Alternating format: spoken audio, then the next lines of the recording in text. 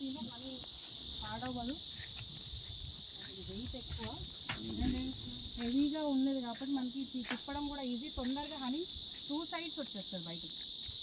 అదే జిఐ ఉన్నప్పుడు ఏమయ్యేదంటే ఇట్లా పెడతాం కదా ఒక సైడ్ ఫ్రేమ్, మళ్ళీ ఇట్లా తిప్పాల్సి వస్తుంది, లేకపోతే ఫ్రంట్ తిప్పాలి బ్యాక్ తిప్పాలి, చాలా లేట్ అవుతుంది. ఒక గంట తెలుసు ఇబ్బంది పడి మళ్ళీ పెట్టేసుకున్నాను.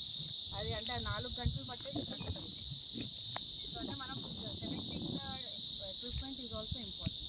ప్రాపర్గా వచ్చినప్పుడు స్మోక్ ఉండాలి అండ్ టూల్స్ అన్నీ కరెక్ట్గా ఉండాలి.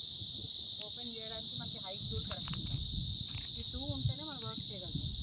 మీరు ఎప్పుడు మరి అది స్టీల్ది చూసుంటారు, బట్ ఇది ఏంటంటే మోర్ దాన్ 200 హైస్ వన్ డే ఫుల్. సో అది ఉంది కానీ ఊరికే ఆరిపోతూ ఉంటుంది, తీయాలా పెట్టాలా కొంచెం ఇబ్బంది అవుతుంటుంది. ఇది